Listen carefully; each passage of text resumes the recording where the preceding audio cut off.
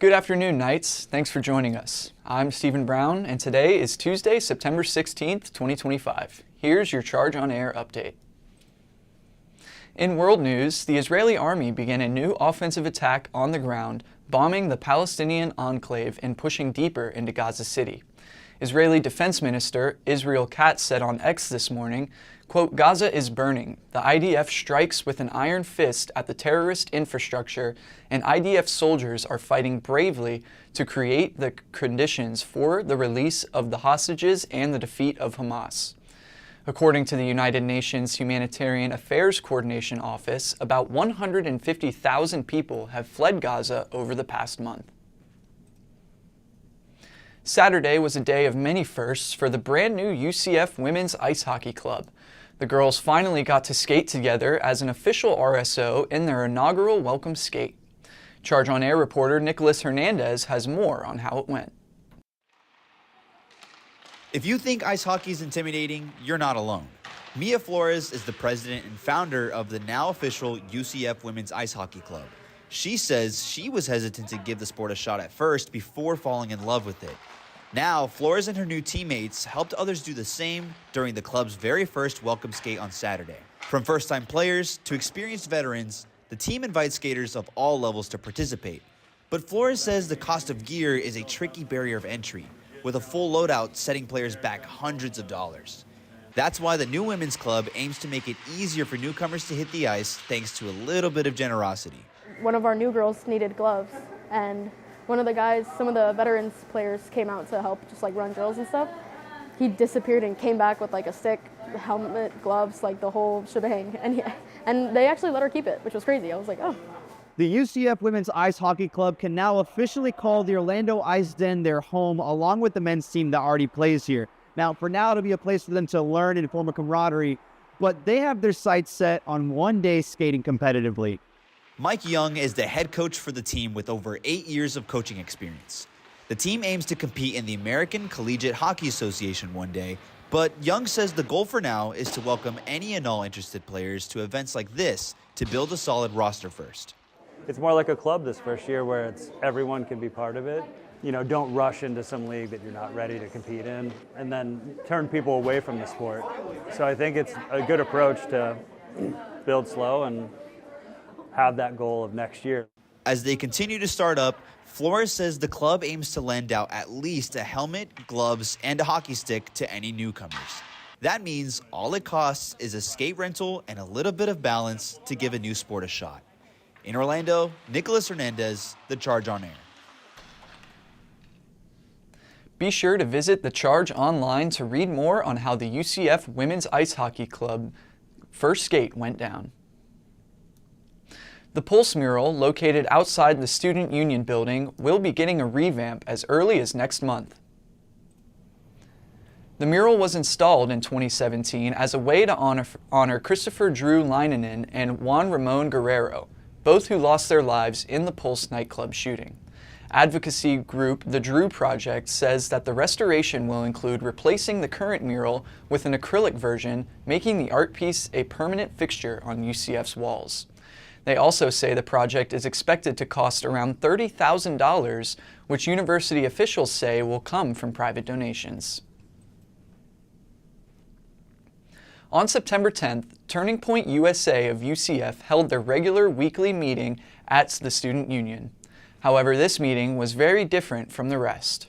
Charge on Air reporter Brianna Valderrama tells us more. Outside, UCF police stand guard in front of where Turning Point USA at UCF meets every Wednesday.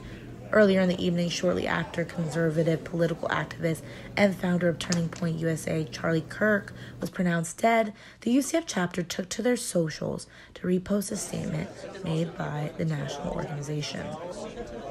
Emotions running high, unsettled members used the meeting to discuss Kirk's death. Matthew Lloyd, sophomore aerospace engineering major, explains the main meeting takeaway. What we want is civil action. We're going to be civil, but we're going to be loud. We have to be loud. There's no way we can be quiet about our leader, a man who we all look up to, just being slaughtered in such a dehumanizing way. I'm outside of the room where Turning Point USA has their weekly meetings, with what was supposed to be a normal meeting took a turning point as news broke that founder and president Charlie Kirk was killed earlier today. Turning Point USA Club Secretary Brady Haynes gave an example of what call to action would look like for members and the power of the vote. We can vote for elected officials, and if these elected officials don't do what we ask of them, if they don't afford basic protections like they should, we cannot vote for them. We can just withhold our vote. In a statement made by the College of Democrats at UCF the day of Kirk's death, they wrote that political violence against another person is unacceptable and highlighted that political polarization isn't the answer to this situation. However, with political outcries ramping up from Kirk's death, political tensions are quickly rising. In Orlando, Brianna Valderrama, The Charge on Air. This past Friday, Erica Kirk said that the scheduled Turning Point USA Tour, the American Comeback Tour, will continue to speak with different college campuses after her husband's killing. In 2023, news journalist and UCF alum Dylan Lyons was killed while reporting on a story in Pine Hills. But almost 3 years later, his fiancée brings some good news. Casey Lyons recently announced that she is going to be a mother to Dylan's child. This was made possible through a sperm retrieval shortly after Dylan's passing, allowing for Casey Lyons to embark on an IVF journey with full support from Dylan Lyons' parents. Although those treatments were ineffective, Casey Lyons and the family found success through her surrogate, who is now carrying the couple's child, a baby boy expected in March.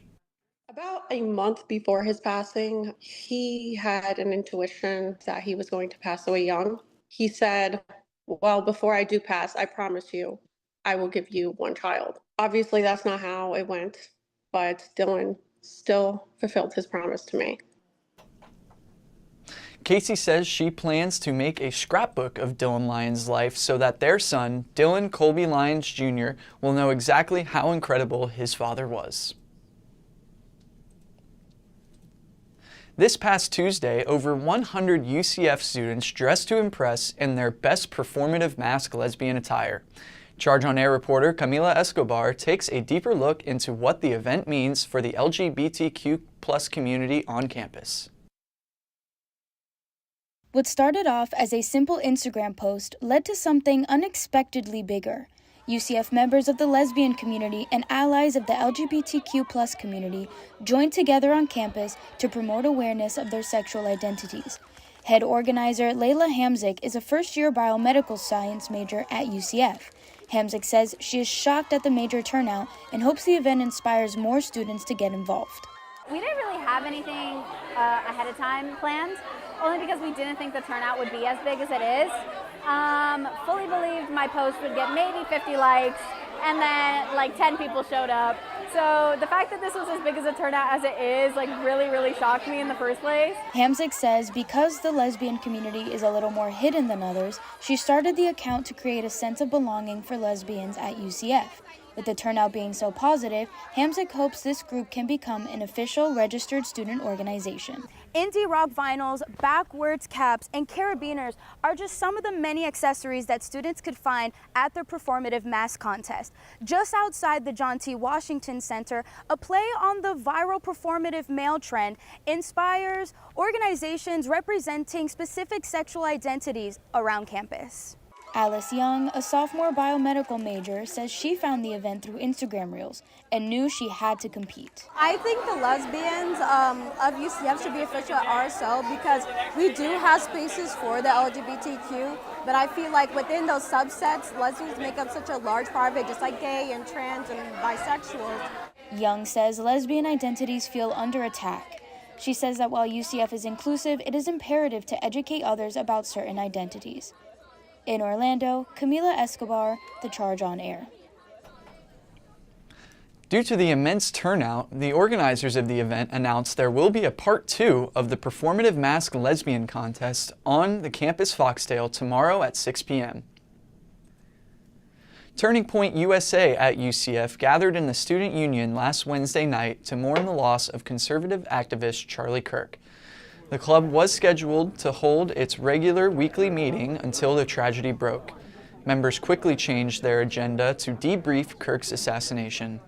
Jonah Scott is the president of Turning Point USA at UCF. He says the Office of Student Involvement was quick to reach out, offering increased safety for meeting attendees.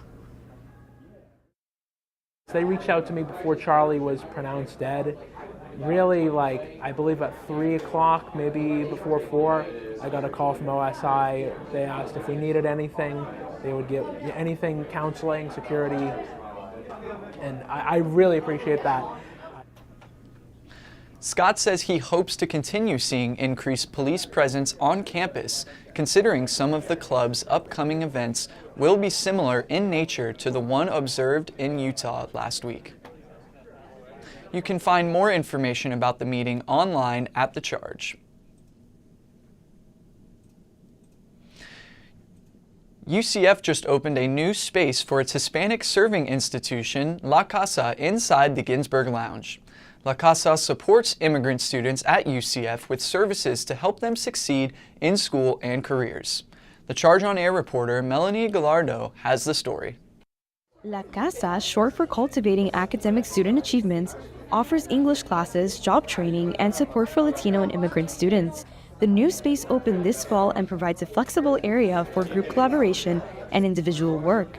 Josefina Rosario is the Assistant Director of Access and Student Engagement at UCF. She hopes the new Ginsburg Lounge builds community and becomes a home away from home. It's for all students. And as you can see today was a perfect example of that. We had a different variety of students come in with different majors and backgrounds, and they learn about each other, which is key. It's learning, interacting, and working together. Rosario says La Casa provides a welcoming environment where students can connect and support one another. I just hope that that's what they call it, home away from home. Even though, yes, you're here to study, but here you build friendships and you build family, and that's what it's all about. Before this summer, this was just a regular office space for UCF faculty. Now it's La Casa's new home, with writable boards and tech-equipped spaces, as well as laptops that students can borrow to make working in groups easier. William Toro, a UCF alumnus and project assistant at La Casa, helps connect students with campus resources.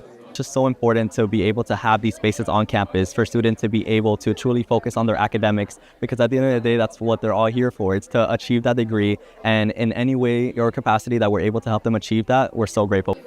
Toro says it's rewarding to see students come together and use La Casa to grow personally and professionally. Reporting in Orlando, Melanie Gallardo, The Charge on Air. Rosario says La Casa will soon announce a speaker series to help students connect with role models. For updates on La Casa, follow at UCF_HSI on Instagram. UCF's College of Nursing recently opened its doors to their new Dr. Phillips Nursing Pavilion in Lake Nona. Charge on Air reporter Bianca Lopez tells us more. The College of Nursing also got a new dean, Dr. Sharon J. Tucker. She says what makes this new pavilion stand out is their Simulation Technology, Innovation, and Modeling Center. Their STEM Center is the first facility in Florida to have all 3 simulation accreditations and endorsements. We have researchers who have been embedded in the science and published as much as other places in terms of how simulation improves student learning, student competencies, and ultimately how it connects to patient outcomes. Nursing professor Danny J. Hernandez was explaining how they can make some of these medical training mannequins speak and react in multiple ways. For example, if the mannequin's cheeks light up red, that means that the mannequin has a fever. If it lights up blue, that means that it's either cold or it's choking. They can even make some of these mannequins simulate having diarrhea, sepsis, tummy pains, and more. Will show that the patient is having a high pulse rate. It can also show the temperature, so it'll show a fever. But as you progress in the scenario and give the right treatment, the heart rate will slow down, the blood pressure will get better, the temperature will come down, the patient will complain less. The professors also monitor work in a control room, and the mannequin alerts everything the student does. For example, if a student touches its arm, the mannequin will alert professors. Senior nursing student Alani Barrera says a part of the reason why she chose UCF's nursing program is because when she first joined UCF, she remembers going to an informational meeting about this new building. In our orientation, we got to see like the VR stuff, which is really cool because I've never used anything like that before. And we actually got to see like a woman giving birth. Students in this augmented reality room are able to learn how a real-life scenario in a hospital room is supposed to go like. In Orlando, Bianca here. Dean Tucker says she looks forward to being a community partner to continue expanding and being the best in the state. Now let's take a look at today's weather forecast. Today's high is 85 degrees with partly cloudy skies and typical Florida a 55% chance of rain. Tonight the low is 73 degrees. Tomorrow's high is also 85 degrees with mostly sunny skies and a 20% chance of rain. Less rain is expected than previous days, so you might want to take advantage of the sunshine. That's all the time we have for now. Make sure to keep up with all that's happening throughout the week by following us on Instagram @TheChargeNews. And check back here tomorrow for another news update. I'm Stephen Brown, and thanks for watching. Have a great day.